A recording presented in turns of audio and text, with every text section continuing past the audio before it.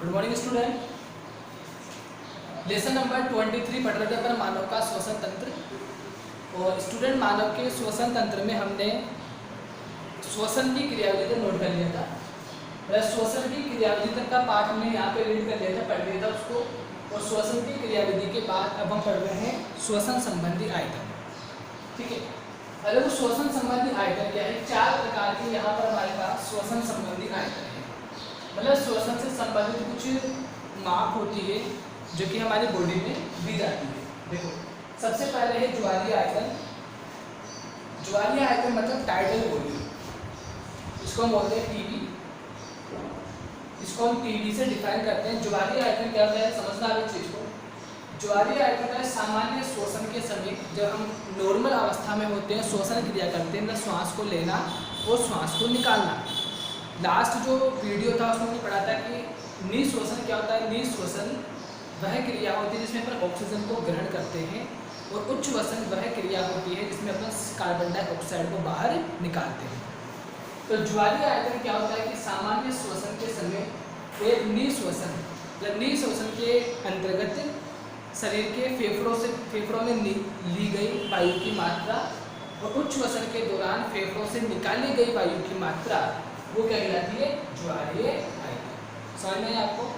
मतलब ज्वारीय आयतन क्या है? Tidal volume. मतलब टीवी क्या होता है कि सामान्य श्वसन के समय जब हम सामान्य श्वास की क्रिया होती है तो सामान्य श्वसन के समय एक निःश्वसन का मतलब फेफड़ों में ली गई वायु की मात्रा, और एक उच्छ्वसन मतलब फेफड़ों से निकाली गई वायु की मात्रा का जो आयतन होता है उसे हम क्या बोलते हैं? ज्वारीय आयतन।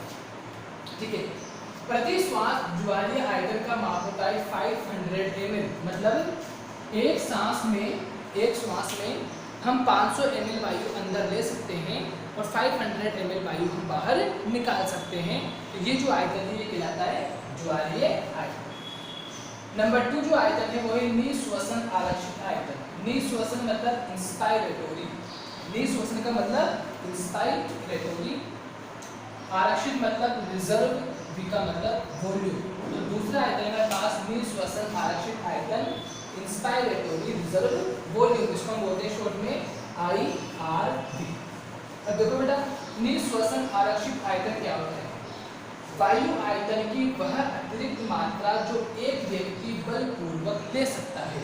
क्योंकि निःश्वसन का मतलब क्या होता है? निःश्वसन का मतलब होता है वायु को अंदर लेना, यानी ऑक्सीजन को ग्रहण करना। तो ऑक्सीजन को ग्रहण करने का मतलब कि वह वायु की वह मात्रा जो हम बलपूर्वक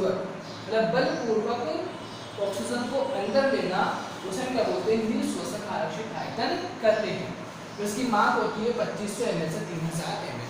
तो सिंपल सा फॉर्मूला है कि हम बलपूर्वक कितनी वायु को अंदर ले सकते हैं। तो एक जो सामान्य मनुष्य है वो बलपूर्वक 2500 ml से 3000 ml वायु को अंदर ले सकता है। उसके बाद नंबर 3 आता है हमारे पास उच्छ्वसन आरक्षित आयतन। उच्छ्वसन का मतलब एक्सपायरेटरी रिजर्व वॉल्यूम। उच्छ्वसन आरक्षित आयतन, एक्सपायरेटरी रिजर्व वॉल्यूम। देखो, उच्छ्वसन मतलब निःश्वसन आरक्षित आयतन में क्रिया किसकी थी? निःश्वसन की, मतलब वायु को अंदर लेना। और उच्छ्वसन आरक्षित आयतन में क्रिया किसकी होती है? वायु को बाहर निकालना। मतलब हम यहाँ पर कार्बन डाइऑक्साइड को बाहर निकालेंगे। तो उच्छ्वसन आरक्षित आयतन क्या होता है? सेम फॉर्मूला है, सेम डेफिनेशन है कि वायु आयतन की वह अतिरिक्त मात्रा जो एक व्यक्ति बलपूर्वक निकाल सकता है। निःश्वसन होता है वायु को अंदर लेना, उच्छ्वसन होता है वायु को बाहर निकालना। तो उच्छ्वसन आरक्षित आयतन क्या होता है? वायु आयतन की वह अतिरिक्त मात्रा जो एक व्यक्ति बलपूर्वक बाहर निकाल सकता है उसे हम बोलते हैं उच्छ्वसन आरक्षित आयतन। और इसकी माप होती है 1000 ml से 1100 ml। ये इसकी औसत माप होती है। मतलब हम बलपूर्वक 1000 ml से 1100 ml वायु को बाहर निकाल सकते हैं। तो ये आयतन था हमारे पास किसका? उच्छ्वसन आरक्षित का। नंबर 4 है अवशिष्ट आयतन। अवशिष्ट को हम बोलते हैं रेजिड्यूल वॉल्यूम, RV। अवशिष्ट आयतन को डिफाइन करते हैं रेजिड्यूल वॉल्यूम RV से। अवशिष्ट आयतन क्या होता है कि बलपूर्वक निकालने के बाद, मतलब वायु आयतन की वह मात्रा जो बलपूर्वक निकालने के बाद भी फेफड़ों में बची रह जाती है, उसे हम क्या बोलते हैं? अवशिष्ट आयतन। मतलब हमारे फेफड़ों के अंदर जो वायु है, उस वायु को बलपूर्वक निकालने के बाद भी वायु की वह मात्रा जो हमारे फेफड़ों में बची हुई है, उसी वायु की बची हुई मात्रा को क्या बोलते हैं? अवशिष्ट आयतन। इसका माप होता है 1100 ml से 1200 ml, 1100 ml से लेकर के 1200 ml। मतलब आप अगर अपने फेफड़ों से बलपूर्वक जितनी वायु बाहर निकाल देंगे, उसके बाद भी आपके फेफड़ों में वायु बची हुई रहती है, इस बची हुई वायु की मात्रा को हम क्या बोलते हैं? अवशिष्ट आयतन कहते हैं। और इसका माप होता है 1100 ml से 1200 ml। ठीक है बेटा, तो ये हमारे पास श्वसन संबंधी आयतन थे। इसमें 4 आयतन होते हैं: ज्वारीय आयतन, निःश्वसन आरक्षित आयतन, उच्छ्वसन आरक्षित आयतन और अवशिष्ट आयतन। इन्हीं आयतनों से लिंक होकर श्वसन संबंधी क्षमताएं निकाली जाती है। इन्हीं आयतनों से संबंधित ये श्वसन संबंधी आयतन है, तो इन्हीं से संबंधित हमारे शरीर में श्वसन संबंधी क्षमताओं को निकाला जाता है। देखिए, आप समझिए, सबसे पहली जो क्षमता है वो होती है निःश्वसन क्षमता। कौन सी होती है? निःश्वसन क्षमता। निःश्वसन को बोलते हैं इंस्पायरेटरी क्षमता, का मतलब कैपेसिटी। तो ये क्या हो गया? आईसी, निःश्वसन क्षमता मतलब इंस्पायरेटरी कैपेसिटी। इसको हम डिफाइन करते हैं आईसी से। अब देखो, जो निःश्वसन क्षमता है, इसमें क्रिया कौन सी होगी? निःश्वसन की क्रिया होगी। और निःश्वसन की क्रिया क्या होती है? जिसमें अपन वायु को, ऑक्सीजन गैस को अंदर ग्रहण करते हैं। तो निःश्वसन क्षमता वह कहलाती है जिसमें हम वायु को बलपूर्वक ले सकते हैं, वायु को अंदर ले सकते हैं। और ये जो आईसी है, ये किसके बराबर होगी? तो यहाँ पर आप समझो कि निःश्वसन क्षमता का मतलब होता है वायु को अंदर ग्रहण करना। अब यहाँ पर बात हो रही निःश्वसन की, वायु को अंदर ग्रहण करने की। तो इसको मैं यहाँ से लिंक करूँगा किसके साथ? हमने इन 4 आयतन में से किसमें निःश्वसन के बारे में बात की?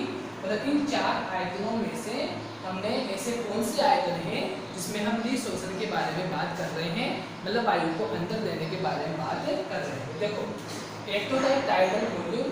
टाइडल वॉल्यूम में पढ़ा था कि सामान्य श्वसन के समय फेफड़ों में ली गई वायु की मात्रा। तो यहाँ पर भी कौन सी क्रिया हो रही है? निःश्वसन की। और दूसरा यहाँ पर था निःश्वसन आरक्षित आयतन, जिसमें अपन वायु आयतन की वह मात्रा जो व्यक्ति बलपूर्वक ले सकता है। तो इन दोनों क्रियाओं में, इन दोनों आयतन में किसकी बात हो रही है? वायु को अंदर लेने की बात हो रही है। तो यहाँ पर जो निःश्वसन क्षमता है आईसी, उसको हम, उसका फॉर्मूला क्या बनेगा कि आईसी बराबर होता है टीवी प्लस IRV। आईसी बराबर क्या होता है? TV plus IRV। मतलब निःश्वसन क्षमता क्या होती है? वह क्षमता जिसमें निःश्वसन की वायु को अंदर ग्रहण करने की क्रिया होती है। और ये 2 आयतन ऐसे हैं, एक होता है ज्वारीय आयतन, एक होता है निःश्वसन आरक्षित आयतन, जिसमें हम वायु को अंदर ग्रहण करने की बात कर रहे हैं। तो आईसी बराबर किसके होगा? टीवी प्लस IRV के। और उसकी औसतन माप कितनी है? 3500 ml। ठीक है। नंबर 2 है उच्छ्वसित क्षमता, एक्सपायरेटरी कैपेसिटी। इसको हम डिफाइन करते हैं इसी से। देखो, यहाँ पर जो एक्सपायरेटरी कैपेसिटी है, उच्छ्वसित क्षमता, इसमें बात किसकी हो रही है? उच्छ्वसन की बात हो रही है। उच्छ्वसन की यहाँ पर बात की जा रही है। तो उच्छ्वसन क्या होता है? जिसमें अपन वायु को बाहर निकालते हैं, मतलब हमारे फेफड़ों से कार्बन डाइऑक्साइड गैस को उच्छ्वसन की क्रिया के द्वारा बाहर निकाला जाता है। तो यहाँ पर ऐसे कौन से 2 आयतन हैं जिसमें उच्छ्वसन की बात हो रही है? तो एक तो ज्वारीय आयतन है, जिसमें हमने कहा था कि उच्छ्वसन के समय फेफड़ों से निकाली गई वायु की मात्रा। और एक होता है उच्छ्वसन आरक्षित आयतन, जिसमें हमने कहा था कि वायु आयतन की वह अतिरिक्त मात्रा जो एक व्यक्ति बलपूर्वक बाहर निकाल सकता है। तो यहाँ पर जो ईसी का जो फॉर्मूला डिराइव होगा वो क्या होगा? TV plus ERV। इन दोनों में, टीवी और ERV में, हमने वायु को बाहर निकालने की, मतलब उच्छ्वसन की बात की थी। तो इसी बराबर हो जाएगा टीवी प्लस ERV। नंबर 3 है क्रियाशील अवशिष्ट क्षमता। क्रियाशील का मतलब फंक्शनल रेसिड्यूल कैपेसिटी। FRC से इसको डिफाइन करते हैं। क्रियाशील अवशिष्ट क्षमता मतलब फंक्शनल रेसिड्यूल कैपेसिटी, इसको हम डिफाइन करेंगे FRC से। देखो आप, क्रियाशील अवशेष क्षमता क्या होती है कि सामान्य उच्च वसन के बाद वायु की वह मात्रा जो फेफड़ों में बची रह जाती है उसे हम क्या बोलते हैं, क्रियाशील अवशिष्ट क्षमता। क्या कहा मैंने कि सामान्य उच्च वसन के बाद, मतलब फेफड़ों से वायु को निकालने के बाद भी वायु की वह मात्रा जो फेफड़ों में बची रह जाती है उसे हम बोलते हैं क्या, क्रियाशील अवशिष्ट क्षमता। अब देखो ये जो क्रियाशील अवशिष्ट क्षमता किसके इक्वल होगी, किसके बराबर होगी, या इसका फॉर्मूला कैसे बनेगा, तो हमने यहाँ पर बात की एफआरसी बराबर होता है ईआरवी, और ईआरवी में हम किसकी बात कर रहे हैं, वायु को बलपूर्वक बाहर निकालने, ठीक है। तो यहाँ पर भी क्या बात होगी, वायु को बलपूर्वक निकालने। दूसरा है रेसिड्यूल वॉल्यूम, मतलब अवशिष्ट आयतन। मतलब हमने यहाँ पे क्या कहा, क्रियाशील अवशिष्ट क्षमता क्या होती है कि उच्च वसन के बाद वायु को बाहर निकालना। तो हम वायु को बाहर किसमें निकाल रहे हैं, इसमें उच्च वसन आरक्षित आयतन में, और उसके बाद भी वायु का फेफड़ों में बचा रह जाना, तो किसमें बच रहा है, रेसिड्यूल वॉल्यूम में। मतलब फेफड़ों से वायु को निकालने के बाद भी फेफड़ों में वायु का बचा रह जाना उसे क्या बोलते हैं, रेसिड्यूल वॉल्यूम। और बलपूर्वक वायु को बाहर निकालना क्या कहलाता है, ईआरवी। तो यहाँ पर जो क्रियाशील अवशिष्ट क्षमता है वो किसके इक्वल होगी, एफआरसी बराबर ईआरवी प्लस आरवी। इसका औसतन माप होता है 2300 ml।